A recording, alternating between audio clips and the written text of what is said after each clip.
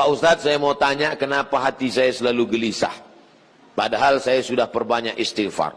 Tolong masukannya. Semoga Pak Ustadz selalu dilindungi Allah Subhanahu wa ta'ala. Di mana letak gelisah itu? Di dada sebelah kiri. Nama tempatnya jantung. Tapi ada yang bilang hati Pak Ustadz. Kombinasikan aja dua. Jantung hatiku. Berdegup dan berdetak di sebelah kiri. Coba rasakan. Bagi yang tak merasakan, lapor ke panitia. Kain kapan sudah siap.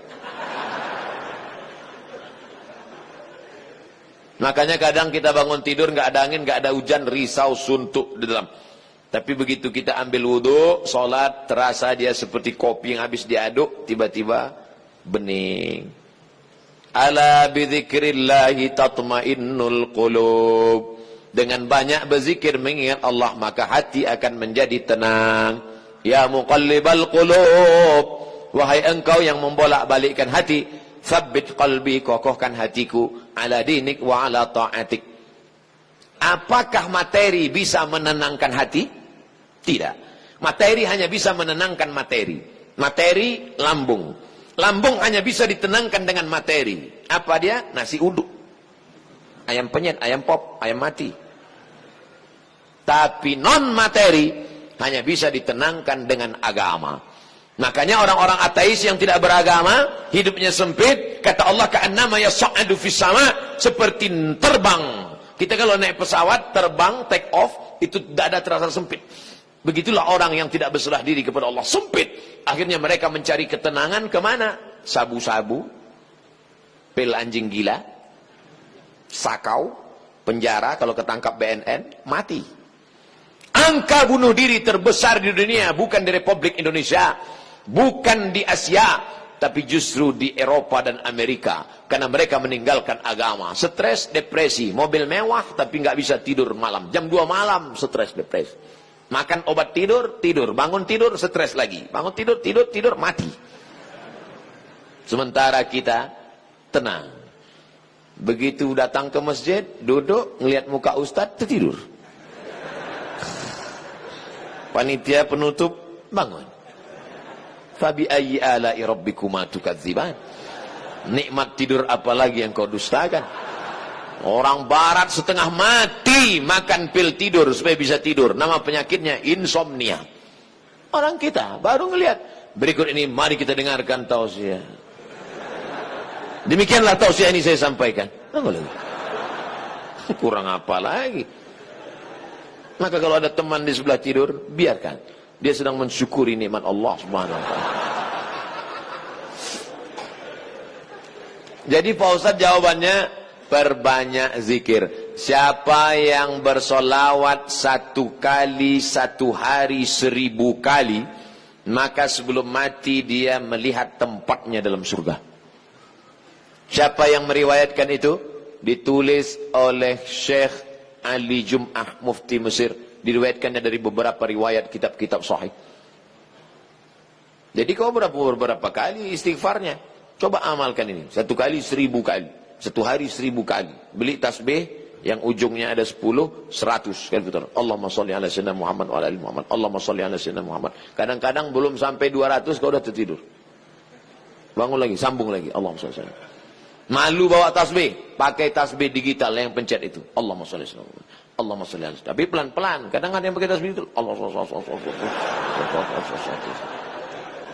Macam makan bakwan kepanasan. Bagaimana hukumnya mengambil uang suami tanpa persetujuan suami untuk ditabungkan demi kepentingan rumah tangga? Ini namanya gerakan ibu-ibu kreatif. Ketika Nabi Muhammad SAW sedang duduk di atas bukit Sofa pada tahun 8 Hijrah, rekonsiliasi kota Makkah, Nabi pulang ke kota Makkah. Maka ketika Nabi sedang duduk, datang seorang perempuan. Nama perempuan itu Hindun. Dia tutup wajahnya karena dia malu kepada Nabi. Hindunlah dulu yang mengunyah jantung Hamzah karena dendam kesuma. Lalu Hindun berkata, suamiku inna Aba Sufyan rajulun syahih. Wahai Rasulullah, suamiku itu Abu Sufyan orangnya pelit, medit, bakhil. Apa lagi? Bapak Ibu hafal seterusnya. Apa kata Nabi SAW? Ambillah uang dia selama untuk mencukupi kebutuhan engkau dan anak-anakmu. Ini kabar gembira bagi ibu-ibu sekalian. Tapi ingat, mencukupi. Nah, standar di Bandung saya tidak tahu berapa keperluan, karena beda harga makanan di Bandung dengan di Riau. Kalau di Bandung ini standarnya 3 juta, tiba-tiba si bapak cuma ngasih 1 juta, ibu boleh ambil 2 juta lagi. Sambutan yang luar biasa. Mana dalilnya? Itu ayat bapak ibu bapak baca waktu akad. Wa ashiruhunna bil ma'ruf. Pergaulilah mereka dengan ma'ruf. Ma'ruf diambil dari kata urf. Urf artinya tradisi setempat. Dasar pengambilan hukum dalam Islam ada 10. Quran, hadis, ijma', qiyas, syar'u man qablana, saddu zara'i, qaulus sahabi, istihsan, istishab. Urf.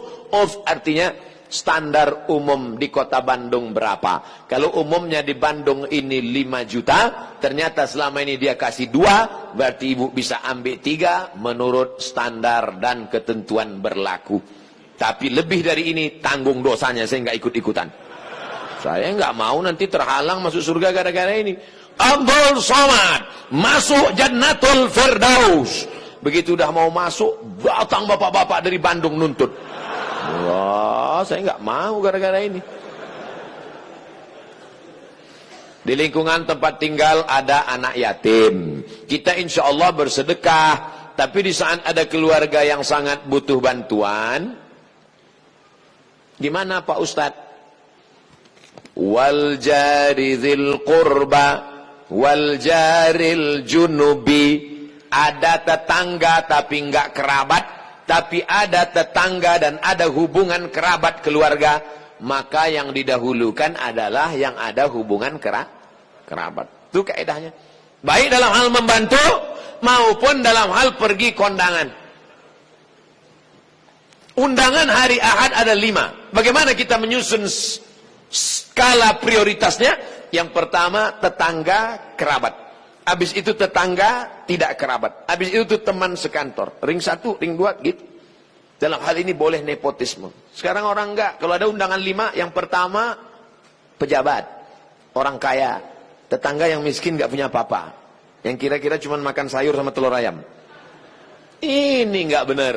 Oleh sebab itu dalam hal membantu dulu keluarga. Tapi sekarang orang lebih mau bantu orang lain daripada bantu keluarga. Kenapa kamu lebih mau bantu orang lain daripada keluarga? Kalau bantu orang lain, pujiannya melambung. Kalau bantu keluarga, masa cuma ngasih segini? Oleh sebab itu maka setiap keluarga membantu keluarganya, skala prioritas, tapi setelah itu tetap membantu fakir miskin, anak yatim. Ara'aital ladzi yukadzibu biddin? Tahukah kamu siapa itu orang yang mendustakan agama? Orang yang mendustakan agama bukan orang sekuler liberal. Orang mendustakan agama adalah fadzalikal ladzi yad'ul yatim, menyanyiakan anak yatim, wala yahuddu ala ta'amil miskin, membiarkan fakir miskin. Wa fawailul lil musallin, lalai dalam salat. Alladzina hum an salatihim sahun, alladzina hum yura'un, riya, wa yamna'unal ma'un, melarang orang berbuat baik, tolong menolong. 5 ini mudah-mudahan kita tidak termasuk dalam pendusta agama. Ustadz, tolong doakan muslim saudara kita di India. Itulah senjata kita terakhir. Kalau ada lembaga-lembaga yang terpercaya memberikan dana, maka kirimkan dana untuk membantu rumah mereka yang terbakar, saudara mereka yang terkapar, rumah mereka yang hancur, sumur bor, sekolah anak-anak pengungsi. Dulu Suriah, Palestina, Bosnia Herzegovina, Uighur, Rohingya. Coba perhatikan. Palestina, Bosnia Herzegovina dibantai oleh Slobodan Milosevic, Ali Izzet Begovic, ambis presidennya, matang Uighur, datang Rohingya, sekarang India. Walaupun berbeda-beda tempat, tapi substansi maknanya sama. Mengapa mereka disiksa? Pertama, karena mereka lahir dalam keadaan la ilaha illallah Muhammadur Rasulullah. Yang kedua, karena mereka minoritas. Di mana-mana kalau kita minoritas, habis kita dibantai. Tapi kalau kita mayoritas, maka kita selalu menjaga kedamaian, keselamatan. Karena kita adalah agama Islam. Islam berasal dari kata salam. Salam artinya damai. Maka insya Allah, kalau kita menjadi mayoritas, maka saudara-saudara kita yang minoritas akan terjaga dalam kedamaian. Insya Allah. Amin. Ya Rabbal Alamin. Ala hazihi niyah, untuk niat yang baik. Al-Fatihah. A'udzubillahi minasyaitonir rajim. Bismillahirrahmanirrahim. Alhamdulillahi Rabbil Alamin. Ar-Rahmanir Rahim. Maliki yaumiddin. Iyyaka na'budu wa iyyaka nasta'in. Ihdinas siratal mustaqim. Siratal ladzina an'amta 'alaihim ghairil maghdubi 'alaihim waladdallin. Amin. Allahumma ansur ikhwanana al-mustad'afina fi Palestin. Tolong saudara kami sedang teraniaya di Palestina, di Rohingya, di Uighur, yang terakhir di India. Ya Allah, qawi imanahum, kuatkan iman mereka. Sahih ajsadahum, sehatkan badan mereka. Waj'alhum minal mujahidina fi sabilik, jadikan mereka orang-orang mujahid di jalanmu ya Allah. Waj'alhum minas syuhada al-maqbulin, jadikan mereka orang-orang yang mati syahid, diterima amalnya ya Allah. Allahumma dafa'an al-ghala wal waba wal fasha wal riba wal zina wal munkar. Selamatkan negeri kami dari segala malapetaka, bencana, riba, zina, narkoba, perbuatan keji dan munkar.